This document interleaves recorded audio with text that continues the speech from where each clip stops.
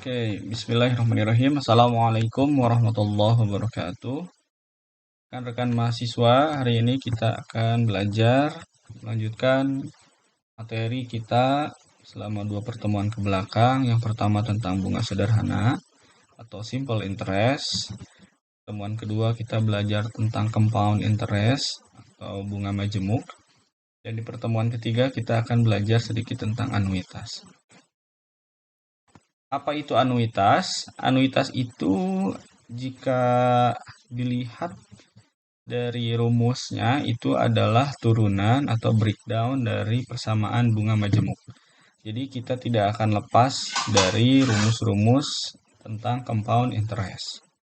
Dalam bahasa Indonesia, anuitas itu adalah pembayaran atau penerimaan sejumlah uang yang umumnya sama besar pada periode tertentu dalam waktu yang sama.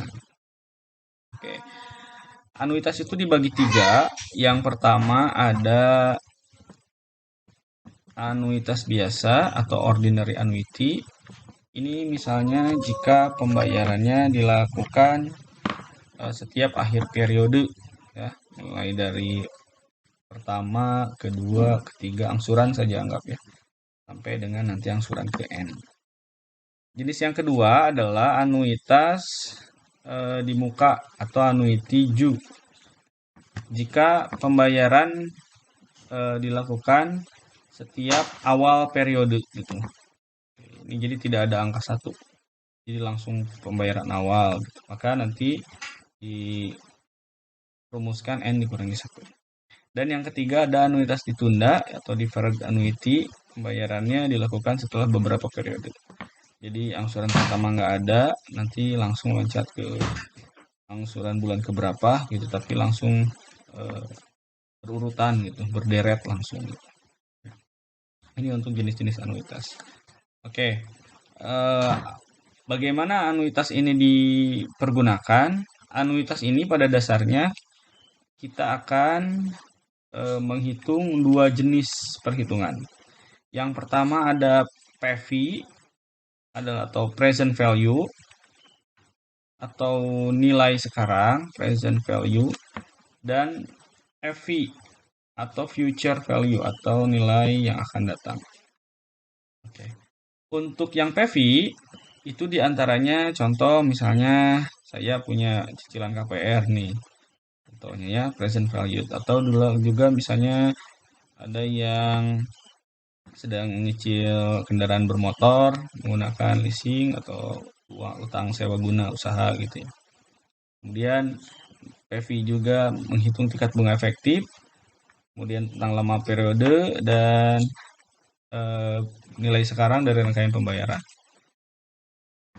Sedangkan kalau untuk FV itu kita akan menghitung tentang nilai akhir suatu tabungan, menebak gitu ya, forecast, meramalkan nilai akhir suatu tabungan, kemudian menghitung nilai tabungan saat tertentu, kemudian lama waktunya juga, dan yang terakhir adalah besar tabungan. Jadi kalau dilihat secara sepintas, anuitas ini untuk PV ini biasanya pembayaran gitu ya, pembayaran pinjaman. Oke, sedangkan untuk FV, anuitas FV ini biasanya bentuknya tabungan. Kalau udah ngomong tabungan berarti untuk future gitu, untuk masa yang akan datang. Oke, ini contoh misalnya perhitungan present value untuk nilai sekarang. Ya, angsuran pertama FV, angsuran belum ke 0, angsuran pertama. Maka ini ada A itu nanti untuk angsuran, atau besar cicilan, dan seterusnya, dan seterusnya. Ini nanti membentuk deret geometri karena berpangkat. Ya, maka didapatkan kalau kita mencari PV itu cicilan dibagi dengan jumlah periode. Ya. Dirumuskan seperti ini, didapatkannya PV itu 1 dikurangi 1 plus I dipangkatkan negatif N dibagi dengan I dikali dengan A. PV itu present value atau nilai sekarang, tingkat I itu untuk tingkat bunga per periode, N-nya jumlah periode, A-nya atau anuitas. Karena nilai sekarang atau present value biasanya dengan pembayaran, tadi saya sudah sampaikan. Ya. Ini untuk faktor anuitas nilai sekarang, ini bisa dilihat saja dalam slide yang telah ditampilkan. Muncul pertanyaan, Pak, bagaimana contoh perhitungan untuk present value? Ini contoh perhitungannya ya. Ini menggunakan manual, tidak menggunakan rumus. Misalnya ini contohnya, hitunglah nilai sekarang, atau berarti ini PV, dari 1 juta yang diterima setiap tahun, mulai 1 tahun lagi selama 5 tahun, jika tingkat bunga yang relevan 15%. Oke, kita buat pagarnya, kita buat garis, karena di sininya 5 tahun, maka kita buat pagarnya sampai 5. 0, 1, 2, 3, 4, dan 5. Oke, tadi nilai sekarangnya diterima setiap tahun itu besarnya adalah 1 juta rupiah. Maka di sini 1 juta, 1 juta, 1 juta, 1 juta, 1 juta, dan 1 juta. Ini tingkat bunganya I-nya adalah 15%. Nah, maka kita pergunakan rumus yang ini. Jadi angsuran pembayaran dibagi dengan I1 ditambah dengan I. I-nya adalah 15%. Kita konversikan 15% itu menjadi 0,15. Maka untuk cicilan yang pertama, pembayaran yang pertama kita menggunakan yang ini. Ini pembayaran yang pertama secara manual ya. Kemudian ini yang kedua. Oke. Kedua, dan seterusnya sampai ke tahun kelima. Maka bisa dijumlahkan hasilnya yang barusan melanjutkan. Yang tahun pertama adalah nilai presentnya segini, tahun kedua nilai presentnya segini, tahun ketiga nilai value-nya segini, present value-nya, tahun keempat dan tahun kelima. Kalau dijumlahkan, present value-nya menjadi 3.352.155,11 rupiah. Itu kalau menggunakan garis. Bagaimana dengan perhitungan matematis dengan menggunakan rumus yang tadi? Oke, kita tahu ini rumusnya. Oke. 1 dikurangi 1, ini I di sini tadi adalah tingkat bunga interest rate-nya 0,15. N-nya tadi 5 tahun, kita ganti dengan angka 5, jangan lupa negatif. I-nya tadi juga sama, I yang ini sama dengan ini, 0,15, 0,15. A-nya adalah 1 juta. Maka jika dikalikan 3,35 sekian dikali dengan 1 juta, maka jawabannya adalah segini.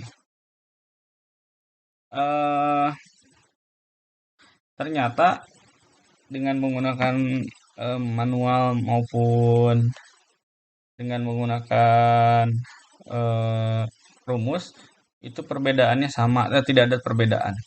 Atau perbedaannya juga sedikit, hanya di belakang koma saja. Kalau dalam bentuk uang sepertinya tidak terlalu berpengaruh.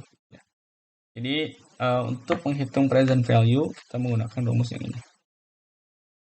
Oke, bagaimana untuk mencari A atau besar cicilan atau besar pembayaran? Rumusnya adalah seperti ini. Penerapan dalam soalnya, contoh, pinjaman sebesar 12 juta dengan bunga 12% per 6. Jika pinjaman dilunasi dalam 24 kali cicilan bulanan, berapa besarnya cicilan yang harus dibayar setiap bulan? Ini pinjamannya berarti present value-nya adalah PV-nya 12 juta. Sedangkan untuk 12% ini adalah interest rate-nya ya. JI berarti I-nya itu 12%. Dibagi, jangan lupa seperti biasa di bunga majemuk di compound interest 12. Kenapa dibagi 12? Karena dia mintanya bulanan. Kalau mintanya hari, dibagi hari saja. Ya. Maka 12% dibagi 12 itu 1%, kita konversi menjadi desimal 0,01. N-nya adalah 24 kali. Nah, berarti N-nya adalah 24. Maka dengan menggunakan rumus, A sama dengan PV dan seterusnya. PV-nya tadi 12 juta. 1 dikurangi 1 ditambah 0,01. Ini 0,01 dipangkatkan min 24. Ini jangan lupa menggunakan kalkulator ya. Maka didapat besar cicilan yang harus dibayarkan setiap bulannya adalah 564.881,67 rupiah. Nah, ini